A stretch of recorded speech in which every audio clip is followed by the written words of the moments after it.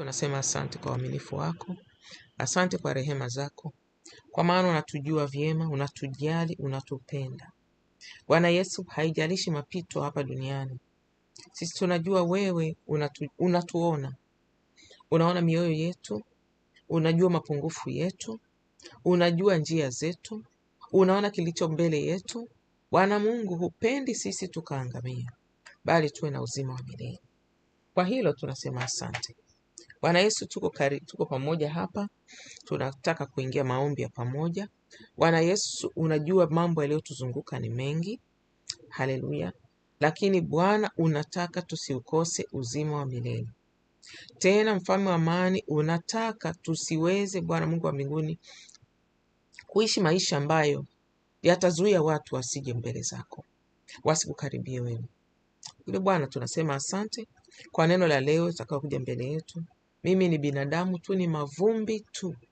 Bwana, naomba nitoe neno hili sawasawa na mapenzi yako. Just tumia viungo vyangu tu.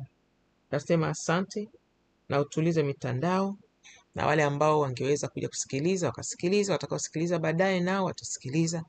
Bwana, tunakupenda, tunakuheshimu. Katika jina la Yesu Kristo wa Nazareti tunaomba na kushukuru. Amina, amin, amin. Amen. Wapendwa wangu, nimeamka asubuhi na hili neno linajirudia kichwani mwangu toka jana kidogo. Haleluya. Tuwe makini. Karibu mama, natoa neno fupi. Tuwe makini, tutambue kwamba siku hizi za mwisho tuko, mpendwa wangu, tunapitia mchujo. Ndio neno nililosikia. Na nikaona kabisa nikaona maono ya kama kichujio. Sisi huku kuna vichujio ambavyo ni kichujio kikubwa, sio hiki cha chai cha kwenye kikombe. Kichujio kikubwa, yani unaweza kikatosha sufuria labda ndogo, cha chuma. Nikakiona hicho kichujo, nikawa nasikia neno linarudia kwamba tuko mchujo. Karibu mpendo wangu, karibu mpendo wangu. Natoa neno fupi tu la tutia moyo. Huwa sitoi neno mpaka moyoni nishuhudiwe kwamba hili neno ni la kushare, sio kwamba ni la kwangu binafsi. Mpendwa, tunapitia mchujo. Hiyo tunajua, wengi tunajua, ila muda wote tukumbuke kwamba tunapitia mchujo katika siku hizi za mwisho. Yaani hapa tunasemaje? Tunarudi kwenye vitu vya kimsingi, vitu vya basics, kwamba mtu aliyeokoka, akishaokoka, afuate zile taratibu zinazotakiwa, asichelewe, asizubae, asitoe masababu. Wapo wanakuja inbox, wengi nakuta ni vijana, wanakuja inbox, wameokoka, lakini yuko kanisa ambalo hakui kiroho, kiasi kwamba anabidi atafute njia nyingine pembeni ili aweze kupata yale ya kumsaidia akue kiroho. Sasa mpendo wangu, huyo nitamuuliza, unajua mbinguni hakuna mtu ataingia na mchungaji wake. Mbinguni hakuna atakayeingia na dada yake, mama yake, ndugu yake, rafiki yake, mke wake, mume wake. Kwa hiyo ni vizuri mtu yeye mwenyewe akajua Biblia inasemaje kuhusu wokovu. Matendo ya Mitume 2:38. Ukishika hiyo utakuwa hujabahatisha kwenye wokovu. Tarudiaga mimi kusema hilo. Kama zile hatua za kuokoka unaona kuna mahali pamepelea, muombe Mungu neema ya kuzitimiza. Ukipokea wokovu, unatakiwa kubatizwe kwa maji mengi na mchungaji anayetunza utakatifu, katika kanisa linalotunza utakatifu, sio kwenye bwawa la kujengwa. Huku Ulaya wanatumia sana mabwawa ya kujengwa, lakini kuna wenye hekima, ikifika wakati wa joto tu limeingia. Sasa hivi ni barafu kwa nje, kuna barafu zimejaa. Ikifika joto tu limeingia, katafute mchungaji anayebatiza kwa maji mengi. Pambana, anayetunza utakatifu, anajulikana na Bwana. Ukimaliza, fuata hatua, tafuta neno, soma, funga, soma neno, ujazwe na Roho wa Bwana. Mpendwa, mengine yote haya tunahangaikaga nayo, mengine yote ni ziada. Nini kitatusaidia mimi na wewe kuingia mbinguni? Yaani nimeamka usiku karibu na asubuhi, na asubuhi nimeamka, neno linajirudia, kawaambie wenzao, mnapitia mchujo, mnapitia mchujo, mnapitia mchujo. Mpendwa, tunapitia mchujo siku hizi. Mambo ni mengi sana, mambo ni mengi. Kila mtu atahukumiwa sawasawa na safari yake. Kila mtu atahukumiwa sawasawa na Mungu anataka afanye nini wakati gani. Unaona, mimi hapa ni saa ya kuamka na kuomba, na huwa sasa hivi siweki alamu tena. Kwa sababu gani? Ninakuta ninaamshwa saa 8, omba. Saa ingine ukiamshwa saa 8 au unaamshwa saa 7, unaamshwa tena saa 9, omba. Kuna wale ambao ninao kwenye list yangu, najua wanapitia nini. Haijalishi wanajijua au hawajijui. Kwa sababu gani? Siku ya mwisho, karibu mpendwa wetu, tunatoa neno fupi. Kwa sababu siku ya mwisho atakaye ni hukumu atanihukumu sawasawa na nilikutuma ufanye nini wakati gani. Na nimekuja kuwa na amani, na ninashukuru sana mzee wangu huyu, kwa kweli ameshanielewa safari inayopita. Ana amani, ana amani tu, amba huyu mama anaamkaga kuomba, saa nyingine anaamka saa fulani, ana amani zote za kutosha.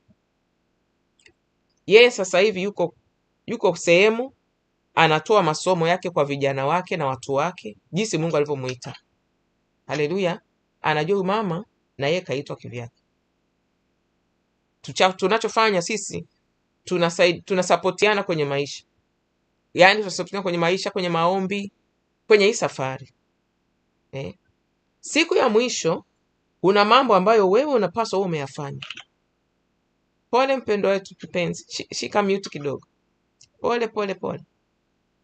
Kuna mambo ambayo Mungu anataka uyafanye wakati fulani, kwa sababu fulani. Kwa mfano, hili somo, nimeamka, toa somo kuhusu kitu fulani. Ndio maana unaona kama sijapewa somo, mpendwa wangu, ninanyamaza kimya, naendelea na safari. Tunapitia mchujo, mpendwa wangu. Tena mchujo huo ni hatari. Mchujo, nina neno hapa nilitoka Mathayo 22, talisoma. Tena mchujo huo ni hatari, kwa sababu ni mchujo wa kusemaje? Mpendwa wangu, Bwana Yesu akisema muda wangu mimi na wewe umefika sekunde 2 kuanzia leo, aidha anarudi au muda wetu duniani umetosha. Mimi ninaombea tukue mimi na wewe, tuishi, tutunze wajukuu wetu na vitukuu vyetu. Kwa maana kiukweli mimi ninahisi vizazi vijavyo vitahitaji maombi, sio mchezo. Vitahitaji kujua neno, sio mchezo. Vitahitaji shuhuda vya jinsi ambavyo mambo tumeyaona Mungu anatenda, tuwape shuhuda za kuwatia moyo. Lakini ujue katika maisha, kila mwanadamu Mungu atakuuliza sawasawa na vile anataka ufanye nini wakati gani. Tii sauti ya Mungu.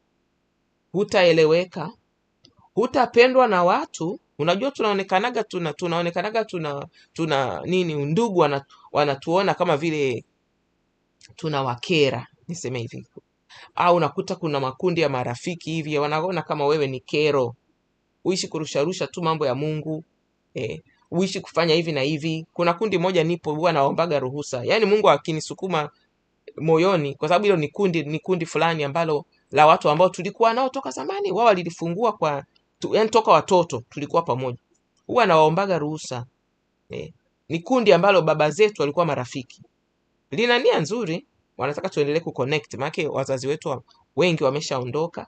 Sasa sisi tuliobaki mle kuna dini tofauti. Naombaga ruhusa, kwa sababu Mungu akiniambia hili neno linawafaa wenzako mle, naomba ruhusa. Wananijua huyu mama ndio mambo yake ndio haya siku hizi. Unashare, unakuwa huna deni na Mungu. Katika hii safari ya mchujo, tunapitia mchujo, ndio somo nimeamka nao leo. Wewe tafuta kusikia sauti ya Bwana na kuitii kwa wakati. Hili somo ninalolitoa sasa hivi, sijui yamkini kuna mtu analihitaji. Sijui kama kuna mtu yuko kwenye kukata tamaa. Sijui kama kuna mtu ataenda kujaribiwa kesho au baadaye. Inawezekana hili neno akalihitaji. Na kwenye hii safari fupi nimejifunza, na inatii sauti ya Bwana, wapendwa wangu, kwa wakati. Atakaye ni hukumu ni Mungu, atakaye kuhukumu wewe ni Mungu. Tii sauti ya Bwana kwa wakati. Sitasahau kuna wakati nilitoa somo neno linahusiana, yani lile somo ningejiwazia mara mbili nisingethubutu kulitoa. Sitasahau, kuanzia siku ile nilipata somo nikasema kumbe Mungu akiniambiaga nifanye kitu sitachelewa. Kuna kijana fulani alirusha mtandao, kwenye mitandao makundi haya, alirusha kwamba ana struggle, anateseka na dhambi za ngono, dhambi za kujinajisi mwenyewe kwenye ngono. Sauti ya Bwana ikasema, unafanyaje kuhusu hili? Nikasema namuombea. Nikaambiwa toa somo, nikapewa topic 1 2 3, na nilitoa video 3 tofauti. Mimi nilitii sauti ya Mungu, nilitoa, sikujiuliza mara mbili. Ningejiuliza ningeona haya. Nikatoa somo, nikarusha. Nikaambiwa na yeye yule kijana, maana yake aliomba msaada kwenye group. Nikaambiwa mtumie kwenye inbox. Nikamtumia yule kijana kwenye inbox, nikamaliza kazi, nikaendelea. Nakwambia kumbe huyo alitakiwa kidogo. Kunajua kuna wengine walikuwa wanamuombea, nina hakika alikuwa na wachungaji wanamshauri, kuna watu walikuwa wanamuombea, wanambebea mzigo. Alikuwa ameoa, lakini amefungwa na dhambi ya kujinajisi kwenye ngono. Mnaita sijui nini hii, anajichua kitu kama hicho. Ni pepo ilikuwa imeshamuingia ina mnajisi. Sio kwamba ni mimi peke yangu, ninaamini kuna walikuwa wanamuombea, kuna walikuwa wanamshauri. Yule kijana alikuja akavuka, na ni kizuri, alikuja kwenye inbox akatoa shuhuda. Sijui alitoa kwenye group, ila alileta kwenye inbox. Kuanzia siku ile nika miezi baadaye, nilitoa hilo somo mfululizo, nikaliweka kwenye playlist. Mpendwa wangu alikuwa na mke, anatumika na mke wake, akimaliza lazima afanye hiyo maneno. Yule kijana alikujaga kafunguliwa, akaja kashuhudia inbox. Kuanzia siku ile nikasema, nikisikia sauti ya Bwana fanya kitu fulani kwa wakati, huwa kuna sababu, nitatii. Ninaamini kabisa kuna watu wengine wakisikiliza lile somo wanasema, huyu mama naye ana wazimu, huyu mama naye hana haya, anaongea ya mambo kwa nini? Kuna mtu anahitaji yale mambo wakati fulani. Ndio nilichojifunza. Yule kijana alikuja kafunguliwa, anaishi nchi fulani hizi za Ulaya, akafunguliwa.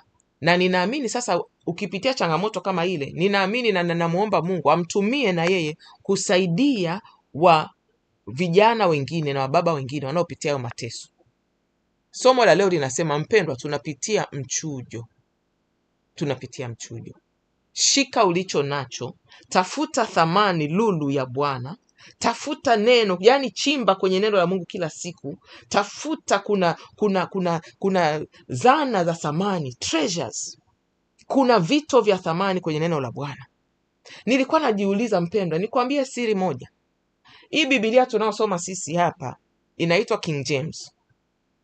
Ni toleo la awali la Kiingereza, lile linaongea lugha ya kizamani ile, thou, thus. Nilivyokutana na baba, alikuwa anasema sisi Biblia tulioambiwa tusome ndi hii. Mpendwa, ilikuwa ngumu, yani ngumu kuingia kichwani kwa sababu ya yale maneno wanayotumia ni kile Kiingereza cha zamani. Ndio maana walikujaga wametengeneza New King James. Kanisa la baba walikuwa wanasoma King James, huwa mpaka leo wanasoma King James. Nikaambiwa wewe fuata hiyo King James. Na kuambia ilikuwa ni changamoto. Ukisoma mstari unarudia, mistari mingine unarudia kwa sababu ya ile lugha. Nikajiuliza juzi, hivi ilitokeaje leo King James ninaiona kama lugha ya kawaida, nimeshaizoea. Yaani Roho Mungu aliondoa kikwazo akilini mwangu cha kuiona kwamba ni ngumu. Somo la leo tutasema nini? Lisiwe refu sana, maana mnaenda kwenye shughuli. Mpendwa wangu, kila siku tukiamka tunapitia mchujo. Mchujo huo ukoje? Nimeanza mwanzoni kusema kama kwenye safari yako ya wokovu kuna hatua hujazitimiza. Wokovu ni kutubu, ukampokea Yesu Kristo. Halafu wokovu ni kubatizwa, sawa sawa na maandiko. Matendo ya Mitume 2:38. Biblia haitetemeki, haitetereki, haibadiliki. Ukatimiza hatua hiyo, alafu omba matayarisho, soma neno, mafundisho, sikiliza mafundisho. Jinsi gani ujazwe na Roho wa Mungu. Asiyejazwa na Roho wa Kristo si wake. Isije ikawa siku inafika hapa, kesho kutwa, leo usiku, jilini ngapi, ukakutwa hujatimiza hizo hatua za wokovu. Ukaja, yani mateso yote tunapitia hapa duniani, namwambiaga Mungu utuonee huruma. Sisi binadamu sio wakamilifu, tunapambana kila siku na mapungufu, na tuna mapungufu kweli, sikufichi. Yani hata mimi ninayeongea na wewe nina mapungufu hatari kabisa. Wiki hii nimepitia kulia machozi kwa mapungufu yangu mwenyewe. Nakwambia tunapambania mbingu. Unapita safari ya maisha, unajikuta umesema kitu kisichotakiwa, uko hatiani. Unajua hatiani? Yani hatiani kiasi, unajua kuna zile hatia ambayo unaweza tu katubu kwa Mungu peke yake. Ndio maana tukiambiwa kitu kufanya, sauti ya Mungu ikiniambia nifanye kitu fulani, nitakifanya na ninajua sitaeleweka. Ndio maana nasema mzee wa watu huyu ameshanielewa. Huyu mama kaitwa kivyake na mimi nimeitwa kivyangu. Tunachofanya tunashirikiana, tunashikana mkono, tunasaidiana. Kuna vijana wake analea, kuna ndugu zake analea, kuna mabinamu, kuna watumishi wa Mungu. Kila mtu kaitwa kivyake. Mimi nina wanangu wa kike na wa kiume wanakuja. Haleluya. Yani ukitaka kujua hakuna mkamilifu. Ninayetoa neno hapa mbele zako sio mkamilifu. Nimepitia jaribu fulani wiki hii, nakwambia limenitoa machozi. Nilimkosea Mungu kabisa kupitia kinywa hiki. Mpendwa, tena iliniweka kwenye unyenyekevu. Tena Roho wa Mungu akaniambia, kwa namna hiyo hutahukumu mtu ukisikia mtu amesema neno lisilostahili kwa wakati usio sahihi. Nilikuta tu kitu kimenipitia, nikasema kitu kisichostahili kwa wakati usio stahili. Kilichobaki ni kutubu mbele za Mungu. Yani hata kutengeneza haiwezekani. Nakwambia haiwezekani. Kwa sababu aliyesikia kimemkwaza kuliko maelezo. Ni kuomba toba tu, ni kumlilia Mungu tu. Mpaka jana Roho wa Mungu akawa ananiambia, imetosha. Umetubu sana, imetosha. Lakini bado narudi namwambia, lakini tu nisamehe. Lakini tu tengeneza. Nikaambiwa sasa, ulichopitia hiki ndio hutamhukumu mtu akiongea kitu kisichokuwa sahihi kwa wakati sahihi. Sijui kwa nini naongea badala ya kusoma hili mstari nimeambiwa. Naambiwa ongea kwanza. Haleluya. Ndio nikaambiwa kwa namna hii utambebea mzigo mtu zaidi ukisikia mtu anapitia majaribu, sio kupenda kwa. Kuna watu ambao wanapitia majaribu, unamuona kabisa. Yani anapitia majaribu na hawezi kupokea kile ambacho Mungu anataka afanye ili msaidie. Hawezi. Kinachobaki unaambiwa muombee tu. Muombee avuke salama. Hiyo imenipa mimi mzigo nilichopitia wiki hii. Nimenipa mzigo zaidi. Kuombea watu na watoto wao na nyumba zao na ndugu zao na waume zao. Imenipa mzigo, imeninyenyekeza vizuri sana. Mpendwa, tunapitia mchujo. Tunapitia mchujo ambao wakati wote ule Yesu Kristo anarudi. Wewe tii sauti ya Mungu. Saa nyingine utawakwaza watu, saa nyingine hutaeleweka, saa nyingine utaambiwa na kiherehere, saa nyingine yani yanakwambia kuna hata masehemu ya ajira haya. Kuna watu tunawakwaza, nakwambia kabisa. Kabisa tunawakwaza na wanachukua hatua kwa sababu tunawakwaza. Atakaye kuhukumu siku ya mwisho ni Mungu.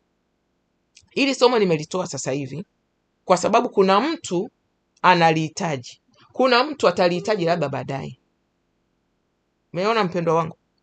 Neno letu linatoka Mathayo 22 mstari nitaanzia hapo 37.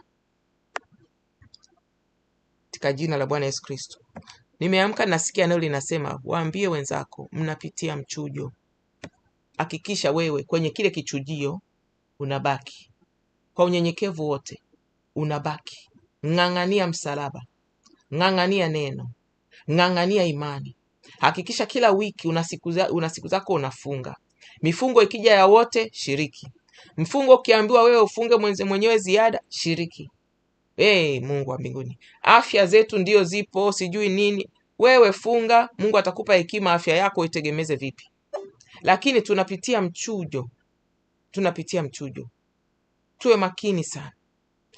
Inasema katika jina la Bwana Yesu Kristo, nitasoma ni Mathayo, neno letu linatoka Mathayo 22 kuanzia mstari wa 37.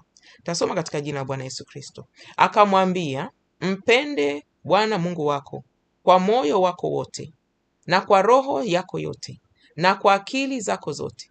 Hii ndiyo amri kuu, tena ni ya kwanza. Na ya pili yafanana nayo, nayo ni hii, mpende jirani yako kama nafsi yako. Katika amri hizi mbili hutegemea Torati yote na nabii. Nadhani tumepewa mstari 37 mpaka 39. Haleluya. Katika kumpenda Bwana Mungu wetu, sio tu maneno, sio tu mawazo. Tena wiki hii nilikuwa naambiwa sana, Roho wa Mungu ananiambia, chunga sana mawazo. Chunga mawazo. Waambie na wenzako wachunge mawazo. Kwa sababu kwenye hii safari tunakutana na majaribu mengi. Tunakutana na changamoto nyingi. Tunaona kwenye taarifa za habari mambo mengi. Tukipita barabarani tunaona vitu vingi. Nikaambiwa, tafuta wewe Mungu kumpendeza masaa 24. Roho Mungu akikwambia ombea mtu fulani, omba, endelea mbele na mambo yako. Yule mtu hana haja kujua unaomba nini. Ikiwa ni Mungu amekupa neema kumpa moyo, anakuja mnaongea, unampa moyo, mpe moyo. Mwambie na kuombea, mpendwa wangu, utavuka. Lakini tupende kumpendeza Mungu mno. Ndiyo maana kuna mambo utaambiwa ufanye na kueleza, nao kuangalia hivi, wakisikia unachokifanya watasema huyu ana kiherehere, huyu hatumuelewi, huyu kwa nini anafanya hivi. Nikasema sasa, Mungu, mengine tunafanya kimya kimya, mengine unashirikisha ukijua kwamba ni vizuri nishirikishe wahusika kwamba Mungu amenielekeza nifanye kitu fulani, lakini unakuta hujaeleweka. Ni kweli, lakini Mungu anakuaga na sababu ya wewe kufanya kile kitu wakati ule. Ndio maana nikisikiaga sauti ya Mungu fanya kitu fulani, ninajitahidi, ninakitii. Nimeshapitia na nimeona mengi. Ukitii sauti ya Mungu kwa wakati, kuna vitu fulani unaenda kuokoa, unaenda kusaidia, unaenda kutimiza. Nimetoa mfano mwanzo wa somo. Ukirudia kusikiliza somo hili, kuna somo nililitoa, baadaye nilirudi nilisikiliza lile somo, nilisema hivi, mimi nilisubutuje kutoa hili somo lile somo. Kuna topic playlist inahusiana na mambo ya ngono. Utarudi, kuna kijana alirusha tu, alikuwa ameoa, alirusha tu message kwenye group, anateseka na ile shida. Nikaambiwa toa somo. Mimi hapo nikatoa somo. Maanake ningejifikiria, ningeona aibu, ningeogopa. Ninaamini wote walikuwa wanamuombea yule kijana, alikuja akafikia kufunguliwa. Kwa hiyo katika kutembea na Mungu tunapitia mchujo. Ninachosema ni nini? Tafuta kuijua sauti ya Mungu, itii. Tafuta kumtafuta Mungu sana. Tafuta, unajua Mungu huyu tunayemfuata anatusemesha kwa njia mbalimbali. Usitegemee tu njia moja. Wengine tunaongozwa kwa dhamiri, tunaita dhamiri njema. Yaani unasikia sauti ya Mungu moyoni mwako, fanya kitu fulani. Umeshaijua hiyo sauti, unaitii. Lakini nikitegemea tu njia hiyo moja, nitakuwa kwenye hatari. Kuna siku inawezekana ni sauti ya nafsi yangu, inawezekana ikawa ni sauti ya adui, ananichanganya. Kwa hiyo unakuwa una dhamiri njema, unakuwa una neno la Mungu. Wengine wanaoteshwa ndoto, wengine wanaongozwa tu kama ni wazo jema. Tafuta kutii sauti ya Mungu moyoni mwako kwa wakati. Siku ya mwisho tutahukumiwa na Yesu Kristo sawasawa na tulivyotii yale tuliyoambiwa, sawasawa na tulivyotii yale tunayoongozwa kufanya. Tafuta kumtii Mungu na kumpendeza Mungu. Kiukweli, mpendwa wangu, mtaniona Mama Brian mbona yuko kimya siku hizi. Mpendwa, kuna vitu fulani Mungu ananipa nibebe kwanza, kwa sababu kuna kina mama na mabinti wanapitia mateso makubwa sana. Na nikisema kunajua kuna wengine wanapeleka channel zao tofauti. Yaani wamepewa neema, anatoa somo leo, kwa wiki mara 3 kama ratiba. Kama sijapewa mzigo somo la kutoa, nitanyamaza. Kuna watu wanapitia mambo magumu, inataka mtu aende mbele za Bwana aliye kwa ajili yao, aliye kwa ajili yao, sio tu asubuhi, sio tu mchana, sio jioni, muda wote alilie Mungu kwa ajili yao. Namwambia Mungu asitokee mwanamke, mtu ameolewa, asitokee binti ameokoka, ameijua kweli, alafu akaja akaikosa mbingu baada ya kuteseka hapa duniani. Isitokee Mungu, namwambiaga Mungu isitokee. Isitokee, usikubali. Mungu hamisha milima, fanya utakachoweza kufanya. Wanawake tusiteseke hapa duniani alafu tukaikosa mbingu. Yale mapepo kule kuzimu yanatutesa milele, yanatutsimanga. Wewe si uko unajifanya kufundisha kina mama wengine wewe. Wewe si uko unajifanya kuingia prayer line wewe. Wewe si uko unajifanya kusoma Biblia. Ulikuwa unajifanya unasikiliza nani? YouTube na redio za Kikristo. Tusisimangwe. Wewe si uko unasubutu unajifanya kuombea watoto wa watu. Tukubali mchujo. Yaani leo nimeamka na neno, tunapitia mchujo. Ng'ang'ania. Yaani niliona vision, bado naiona sasa hivi. Naona maono ya kichujio kikubwa cha mviringo cha chuma. Tunacho hapa kimoja nyumbani. Kichujio cha chai kile mshikio. Naambiwa mnapitia mchujo. Usikubali ule mchujo wewe ukapenya, ukaachwa. Yaani ukapita. Yaani ukabaki kwenye mchujo. Maanake kuna mchujo unataka vitu vizuri ndio vipite. Sasa sijui mchujo. Tunaambiwa ule mchujo sisi tubaki kwenye kundi jema. Sijui kama ni kundi la kubaki ndani ya mchujio au ni kundi la kupenya, sijajua. Lakini mchujo unapita. Ina maana muda wote, mpendwa wangu, chunga mawazo yako, chunga maneno. Ndio maana mimi ninaendaga ninafuata tu sauti ya Mungu inavyoniambia, ninaombea wa kuombea. Inawezekana kuna wakati tunakuta ueleweki, unakwaza labda mtu, na huwa anakuwa mwepesi kuomba radhi, na ninaomba radhi. Kama upo unanisikiliza, nikafanya kitu kikakukwaza, hujanielewa, unisamee. Mimi ni binadamu. Nakwambia ni binadamu, nina mapungufu mengi. Na Mungu ameninyenyekeza zaidi wiki hii. Kuna kitu fulani nilijikuta nimesema sio kwa wakati. Kibaya, yani sio kibaya, kikakwaza mtu vibaya sana. Kiasi kwamba nikutubu tu. Sidhani kama kuna jinsi ya kutengeneza na huyo mtu. Sidhani. Nimetubu na naendelea kutubu mpaka Roho wa Mungu ananiambia imetosha. Nimekusikia, imetosha. Lakini bado nitaendelea tu kumwambia Mungu na kuomba, tengeneza hili neno. Sijui utatengenezaje, tengeneza hili neno. Sijui utatengeneza vipi. Tunapitia kwenye mchujo, mpendwa. Somo limefika mwisho. Namalizia. Tunapitia mchujo. Penda sana kuijua sauti ya Mungu. Penda sana kutii sauti ya Mungu kwa wakati. Penda sana kusikia sauti ya Mungu kwa wakati. Unaona kuna mapito fulani tunapitia. Usiposikia sauti ya Mungu kaitii kwa wakati, hilo jaribu unakuta unashindwa kulivuka vizuri. Ninayeongea na mimi na wewe, kuna jaribu fulani na mimi napitia mimi kama mimi binafsi. Lipo, sio kwenye mambo ya nyumbani, sio kwenye mambo ya ndoa, bali mambo ya nje ya familia, niseme. Kuna jaribu nalipitia, na kwenye hilo jaribu nasikiliza sauti ya Mungu. Ananiongoza. Fanya hiki, pigia simu huyu, fanya hiki, fanya hiki, fanya hiki. Na moyoni nina imani kwamba Mungu, namkumbusha Mungu, sema Mungu, kumbuka, nimekuwa najitahidi kutii sauti yako. Nimekuwa najitahidi kufanya mapenzi yako. Sasa naomba hili jaribu univushe salama.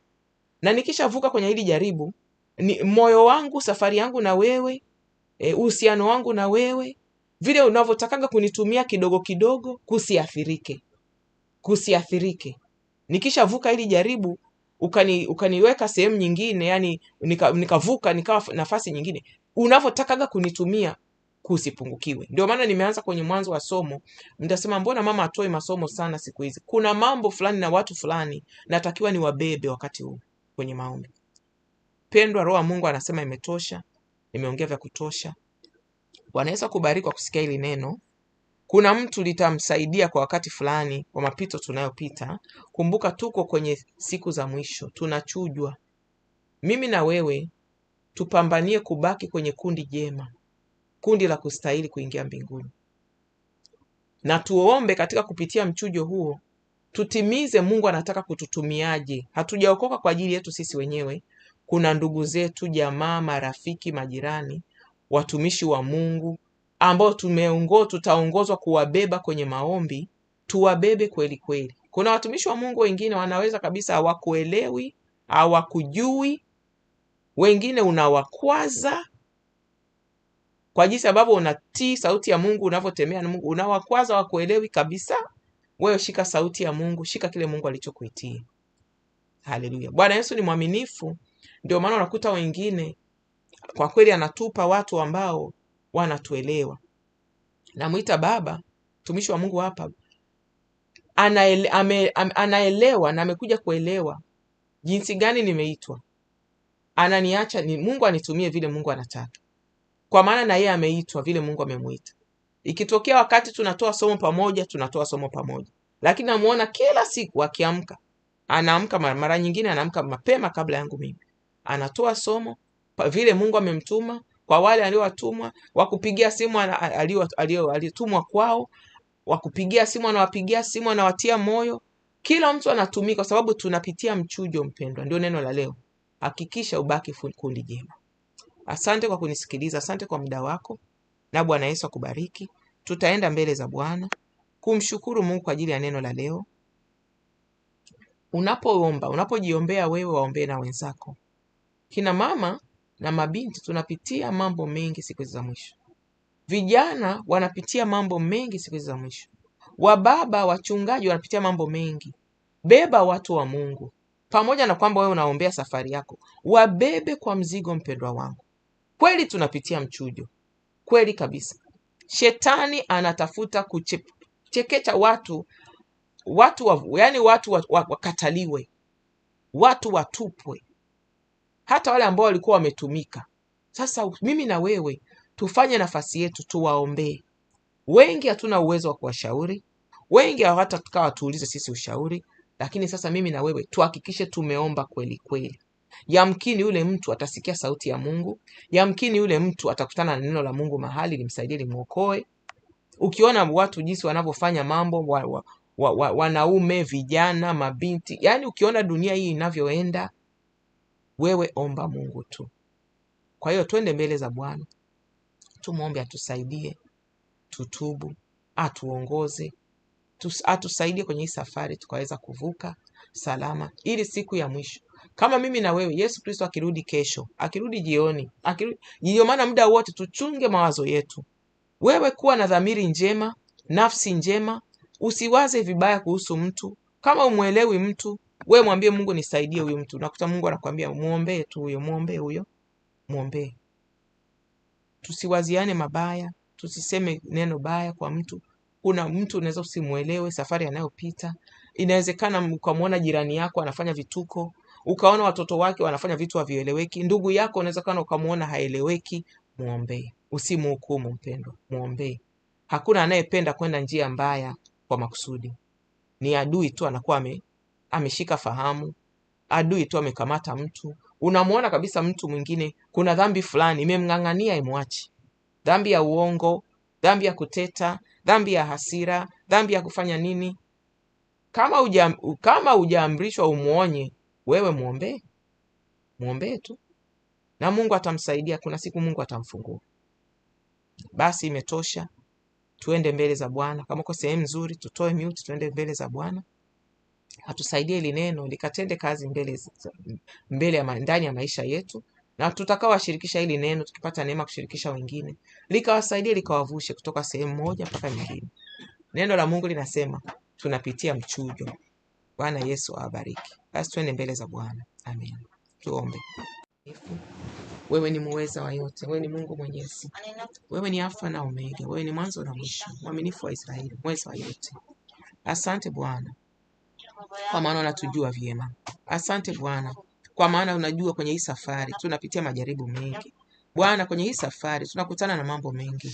Baba, tusaidie kwenye huu mchujo uliotusemesha leo. Tubaki kwenye fungu jema. tuwe kwenye fungu jema, tusipitie mapito duniani tukaikosa mbingu.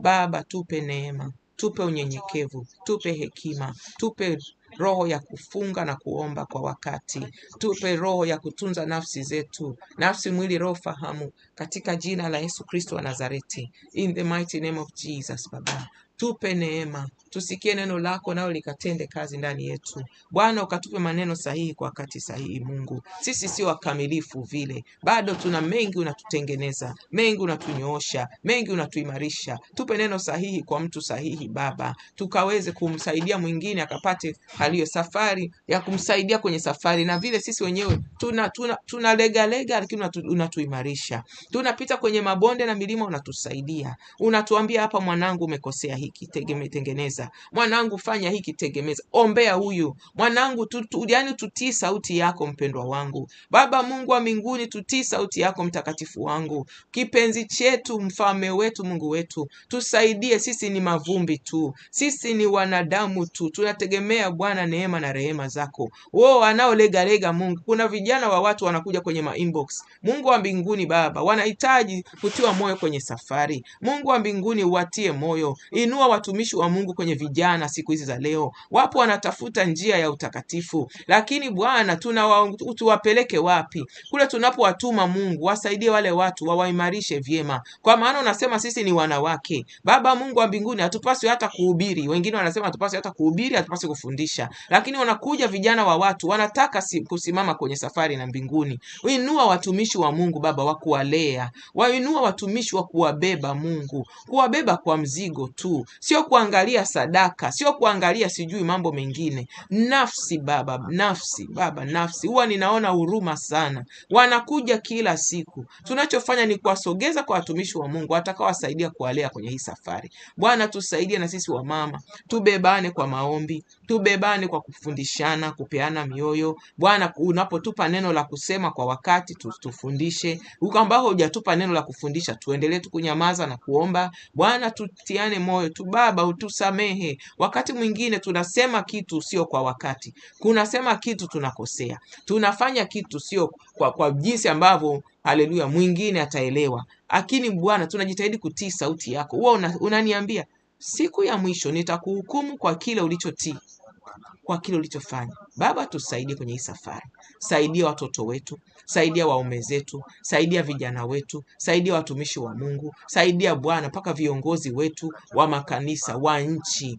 Viongozi wanahitaji msaada wako, wanahitaji neema na rehema zako, wanahitaji Bwana. Ukiona matukio yanayoendelea na mambo yanayofanyika, sisi ni kuomba tu, tusihukumu mtu, ni kuomba tu, tusihukumu. Tujue adui yuko kazini. Bwana Mungu, umewapa majukumu makubwa sana, wamebeba maisha ya wananchi, lakini sasa wasaidie kwenye yale maamuzi yawe sahihi kwa wakati. Baba, linda watakatifu siku hizi za mwisho. Kuna mambo yanaendelea Bwana. Watakatifu wanahitaji nguvu ya kusimama, watakatifu wanahitaji nguvu na neema ya kufocus kwenye mambo sahihi kwa wakati sahihi. Watakatifu wanahitaji Mungu, kwa changamoto wanazopitia, hasa wamama na mabinti, wanahitaji kusimamia mambo ambayo yatawasaidia kuvuka kwenye hii safari, na siku ya mwisho wasikose mbingu. Tunacholilia na kupambania Baba ni mbingu. Tukishapambana na maisha hapa duniani, mwisho wa siku Mfalme, tusaidie tusikose mbingu. Bwana Yesu, tunakupenda. Ninanyenyekea mimi Baba, hili neno nimelitoa leo,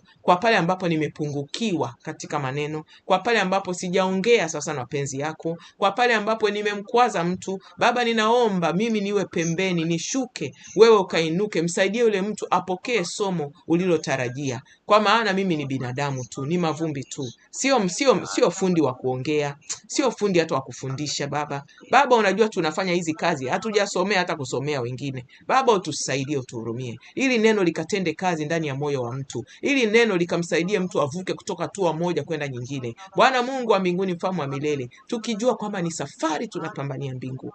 Baba, shetani analeta hiki na kile kutuondoa kwenye safari, lakini Baba, tusaidie tukawe katika washindi Bwana, tukaingie malangoni Bwana Mungu, tukakubalike siku ya mwisho, katika jina la Yesu Kristo Nazareti. Bariki wa mama hawa Bwana, wanakupenda, wanakuthamini wewe. Wabariki wa mama wengine Baba, wako mabinti kwenye safari hii, kuna ratiba wamebanwa safari moja na nyingine, Bwana hawajaweza kuingia kwenye maombi leo, lakini tuendelee kuombeana, tuendelee kupeana moyo, tuendelee kuimarishana katika jina la Yesu Kristo wa Nazareti. Tupeane maneno ya kutiana moyo, ya kufundishana. Hii ni safari Yesu Kristo. Unaweza karudi sekunde yoyote, utukute tumetii sauti yako, tumetimiza mapenzi yako, tumefanya yapaswayo. Bwana, tusinyamaze. Wengine umetupa kuombea watu usiku na mchana. Baba yangu, tusilegee, kwa maana utatuhukumu siku ya mwisho kwa hayo. Na tunaowaombea Bwana, tunaomba walinde, watunze, waimarishe, wasije kushindwa kwenye hii safari, wasije kuteseka duniani Bwana, wakaja kuteseka milele.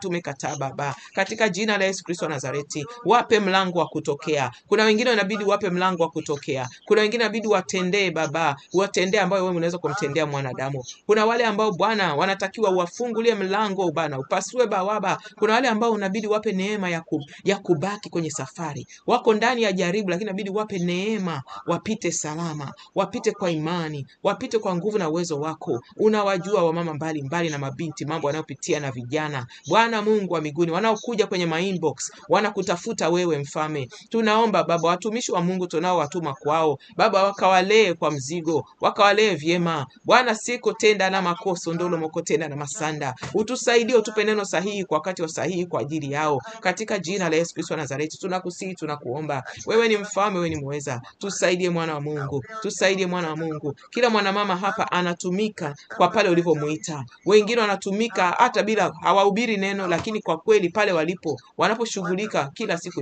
ni wanafanya kazi ya Mungu. Wengine Bwana umetuita kwenye maeneo mbalimbali, wape neema Baba, watumike vyema, watumike kwa imani, watumike kwa neema, watumike kwa unyenyekevu wako.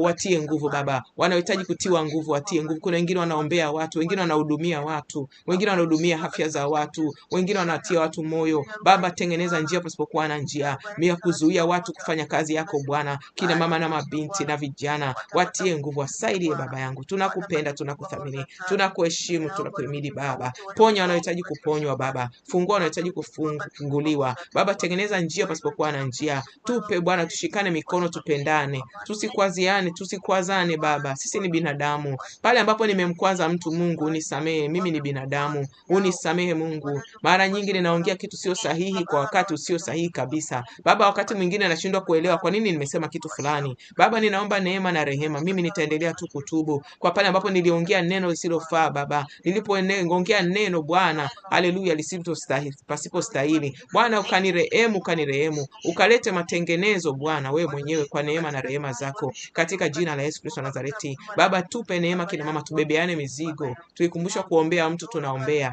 Bwana Mungu, tunamuombea. Kuna wanaoingia mifungo, wiki ijayo kuna mifungo tutaweza kuingia Baba. Tupe neema Mungu wa mbinguni, tukafunge sasa na mapenzi yako Baba, kila mtu sasa na neema yake Bwana Mungu wa mbinguni, kwa sababu natupeleka hatua kwa hatua, siku hadi siku, saa hadi saa. Bwana Yesu, tunakupenda, tunakuheshimu, tunakuthamini, tunalimidi jina lako Baba. Wewe ni mwema, ni mwaminifu, wewe unatosha, wewe una nguvu. Tunasema asante Baba. Wale makoto na masela Baba Mungu wa mbinguni, Mfalme wa milele, wewe majukumu yetu tukayabebe salama Bwana Mungu wa mbinguni, tukabebe uwepo wako ndani yetu. Ndio kitu cha thamani kitakachotusaidia. Tusikilize neno lako ndani ya masikio yetu, yakakae moyoni, yakatubebe, yakatutie nguvu. Tuwe na uwepo, tutunze uwepo wako, uwe karibu nasi, tuwe tunasema na wewe katika safari ya maisha. Utatusaidia Bwana Yesu, tunasema asante. Uhimidiwe, ubarikiwe Baba, na uinuliwe, jina lako lihimidiwe na kuheshimiwa. Asante kwa yote wanaosikiliza neno hili, uwahimize ili neno likatende kazi ndani ya maisha yao, likawatie moyo, tukashikane mikono kwenye safari ya mbinguni Yesu, katika jina la Yesu Kristo Nazareti. Bwana Mungu wa mbinguni, asante Yesu, asante Mfalme, asante Mfalme, asante.